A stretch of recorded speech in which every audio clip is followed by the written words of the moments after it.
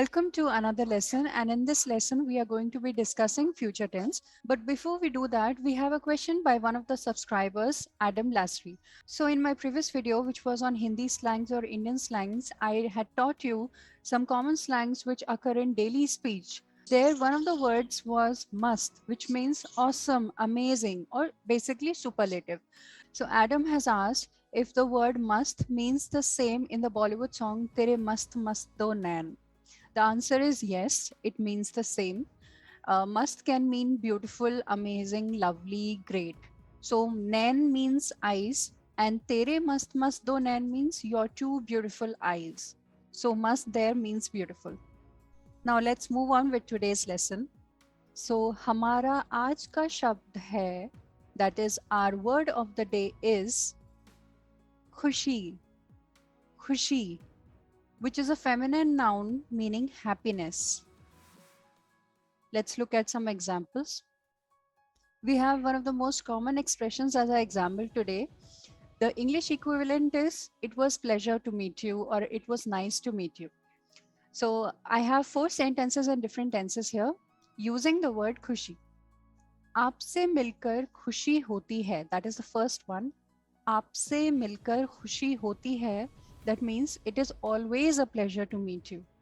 When you say hoti hai, that means you are speaking in simple present tense. You are talking about something that is habitual. So aapse is with you. Milkar, the verb here is milna, which means to meet. So milkar means having met you or after meeting you. Khushi is happiness. And hoti hai. The next sentence is in past imperfect tense, that is habitual past tense. आपसे मिलकर खुशी होती थी, where you change the helping verb from है to थी. That means it used to be or it was pleasant meeting you. It used to be a nice meeting you. I used to have fun meeting you. आपसे मिलकर खुशी होती थी. The third one is in simple past tense. आपसे मिलकर खुशी हुई. That means it was nice to meet you, or sometimes also used to mean it's nice to meet you. But basically this sentence is in past tense. So it actually means that it was nice to meet you. It was a pleasure to meet you. And the fourth one is in future tense. आपसे मिलकर खुशी होगी. So this hona is in future form here. आपसे मिलकर खुशी होगी. That means it will be a pleasure to meet you. And with this, we begin with future tense. And with this, we begin with conjugation of verbs in future tense. So I'll be giving you examples of regular verbs as well as irregular verbs, that is some exceptions in future tense. And then we'll look at some more examples and we'll also try to test ourselves. The first part is about conjugation of regular verbs, that is changing the verbs in a similar fashion. So the pattern remains the same for all the verbs. I have taken the example of the verb uthna, which means to wake up or to get up. My sentence here in all the 3 persons is will wake up at 7 o'clock in the morning.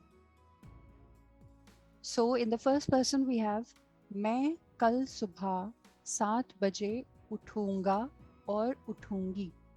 I repeat, मैं कल सुबह 7 बजे उठूंगा और उठूंगी. So first of all, we have the word kal here, which is a time expression to mean tomorrow. Kal means yesterday. It also means tomorrow. But when I use kal with the correct form, that is the future form here, it obviously means tomorrow. Kal subha is tomorrow morning. Subha means morning. And to mean 7 o'clock, we say 7 baje. To mean 8 o'clock, 8 baje, and so on. So मैं कल सुबह tomorrow morning 7 baje at 7 o'clock. There's no word for at here. You don't need to include any word for at.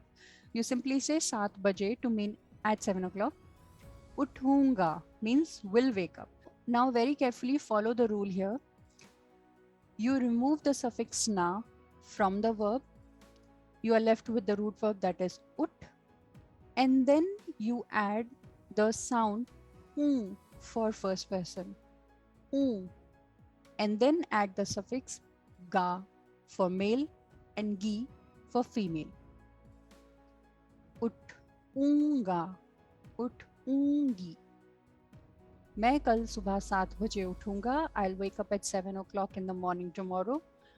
और मैं कल सुबह 7 बजे उठूंगी, meaning the same. Look at the plural form. हम कल सुबह 7 बजे उठेंगे. The middle portion remains the same. It's just that the pronoun and the verb differ. To mean we will get up at 7 o'clock tomorrow morning, we have the plural pronoun hum and the corresponding verb. Once again, the root verb ut. Then for plural, we add the sound e. E. It will be a nasal sound to denote plural. E. And then gay. Gay for plural. Remember, there will be 4 forms of this suffix as well. The last part I'm talking about here. Ga for singular masculine, gi for singular feminine, gay for plural masculine, and gi, which is the same, for plural feminine. So gay for plural, or uthengi for plural feminine. हम कल सुबह 7 बजे उठेंगे or उठेंगी. You can conjugate any other verb if that's a regular verb, that is, which follows the same pattern in the same way. I'll let you know about the irregular forms in a while. Stay tuned for that. Keep watching this video to know more. Now follow the second person. With tu, you must add the sound a. Simply a. It's not a nasal sound. A, because it is always used to denote singular. It's never used to denote plural. That's why it's just a and not a. Tu, ut, a, ga or gi. Uthega, you will wake up if you are talking to a male, and uthegi if you're talking to a female, that you will get up. Similarly, tum, with tum we have the sound o in the middle. O. तुम कल सुबह 7 बजे उठोगे. And tum as well as aap follow the plural form in both the cases. Similarly, aap uthenge. Now here we have a with aap, a. It's a nasal sound for respect. Aap uthenge or aap uthengi. And the same is repeated in plural. And finally, we have the third person where we have the pronouns ye and wo. So, ye kal subah 7 baje uthega or uthegi. For ye as well as wo, we have the sound a because that denotes singular. And for plural, we have the sound e, which is the plural form. Ye uthenge, ye uthengi, wo uthenge, wo uthengi. The auxiliary verb or the modal verb will is denoted by these suffixes ga, gi, or ge. I understand that it will take some time for you to understand and learn these forms, and I hope that you're sitting with your notes to help you with that. Let's test ourselves here. Pause the video here, read the sentence, and choose the correct form.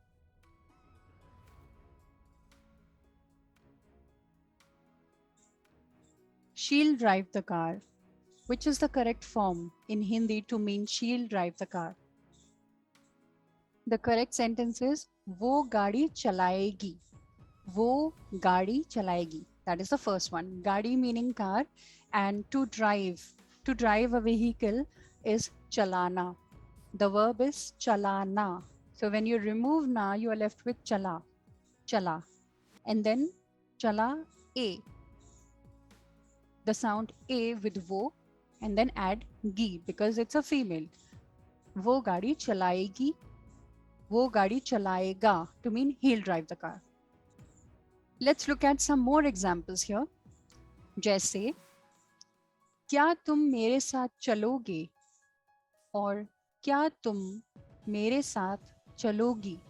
This sentence means will you come with me. I have placed the question word kya in the beginning because it's a yes or no question. Will you come with me? It's a yes or no question, and that is why we have the question word in the beginning. Tum is you, mere saath is with me, and we push the verb to the end of the sentence. With tum, we have O sound. Chal oge. Will you come with me? Or will you walk with me? So in this context, chalna actually means to walk, but in this context, chalna means go. Will you go with me or will you come with me? Second sentence is मैं ये काम कल करूँगा. मैं ये काम कल करूँगा और मैं ये काम कल करूँगी. मैं I ये काम this work. Kal is tomorrow. Karunga means will do. So I will do this work tomorrow. Karna means to do. The root verb is kar. When you remove na, then with me you add and then ga to mean male and gi to mean female. मैं ये काम कल करूँगा. I will do this work tomorrow. मैं ये काम कल करूँगी. I'll do this work tomorrow. Third example is मैं फिर भी तुमको चाहूँगा और मैं फिर भी तुमको चाहूँगी. This is a line from a Bollywood song. मैं फिर भी तुमको चाहूँगा और चाहूँगी means I'll still love you. Remember chahna. When you use chahna for a person, that means you want that person, you love that person. So chah because it's with मैं. Ga chahunga for if the speaker is male, and chahungi if the speaker is female. This phrase fir bhi means still. Individually, fir means then and bhi means also, then also. Together as a phrase, it means still. Next sentence is also a line from a song, Apna time aayega. This is from the movie Gully Boy. Apna time aayega. Apna time aayega means my time will come, or it may also mean our time will come. So apna is a possessive pronoun which may mean our or my, depending on who you are talking about. If you're talking about yourself alone, that means my time will come. If you're talking about like a group, if you mean we, then it means our time will come. When you remove na, you are left with a, and here the subject is time. You're talking about your time. You're talking about time basically.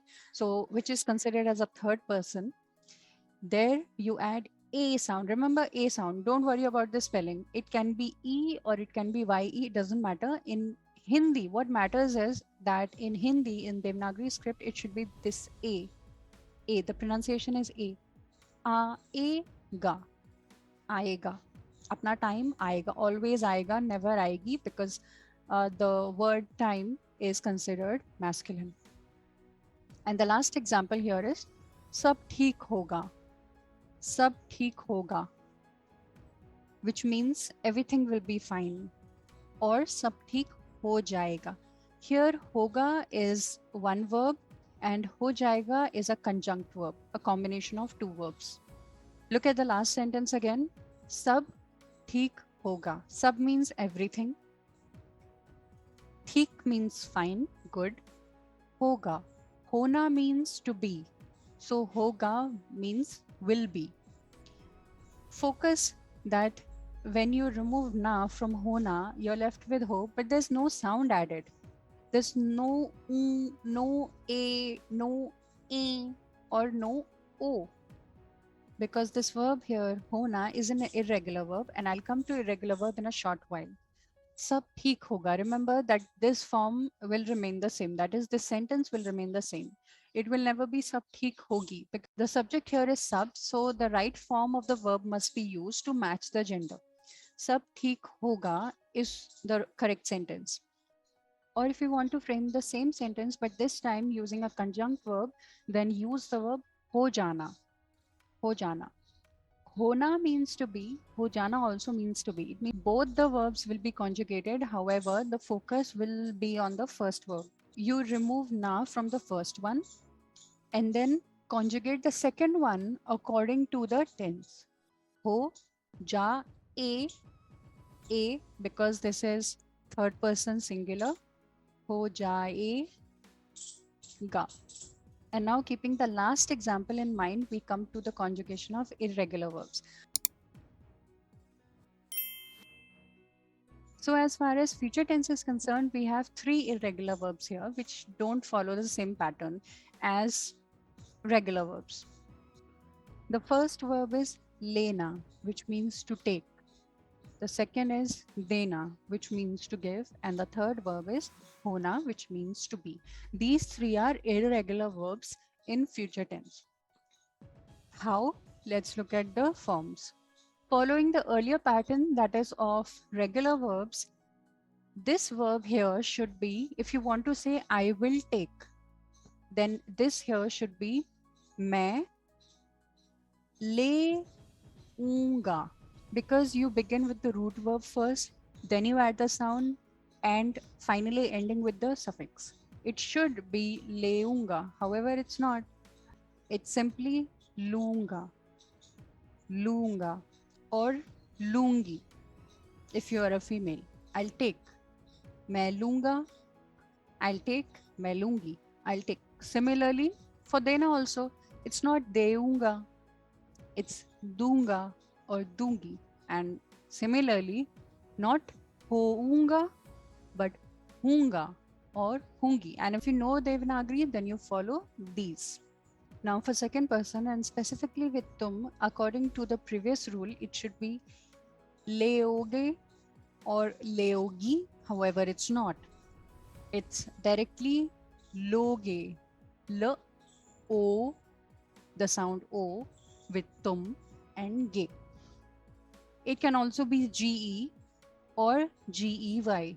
The spelling using this Roman script doesn't matter.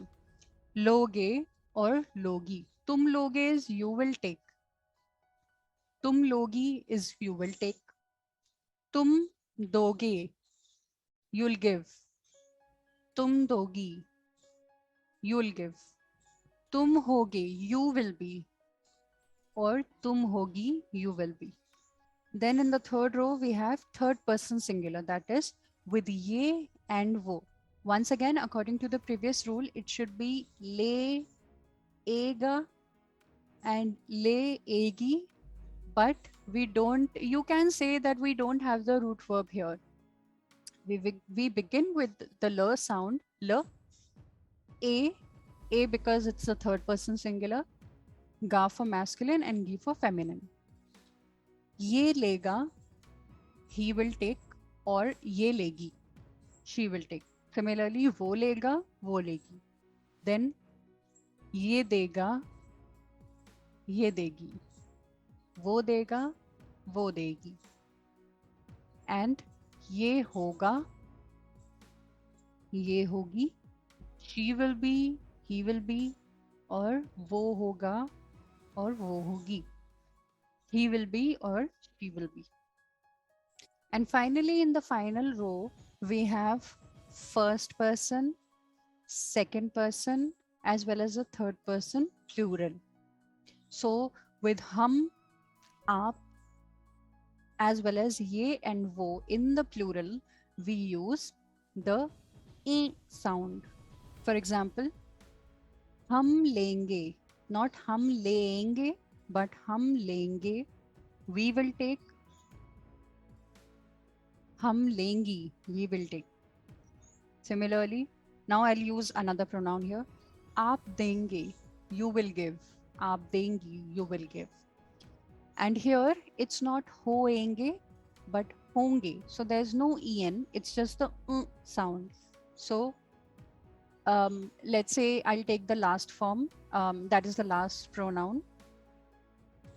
Ye honge, he will be, or ye hongi, she will be. I've tried to make it as clear as possible to you so that there's no confusion. Yet, if you have any, don't hesitate to ask me in the comment section. I would love to help you. Once again, test yourself here. Your sentences, I'll be at home.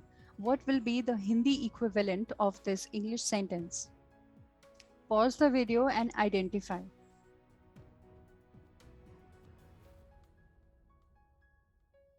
And the answer to this is, मैं घर पर हूँगा. The second one, मैं घर पर हूँगा. मैं is I, घर पर is at home, and हूँगा because this is irregular form. So It will not be hounga. You won't add oo sound after ho to mean this, hoonga. That will be wrong directly. मैं घर पर हूँगा, I'll be at home, spoken by a male, and मैं घर पर हूँगी, spoken by a female. Take another quiz. This time we have a question, and this is a yes or no question. So how will you change this sentence? Will you give that book to Hindi?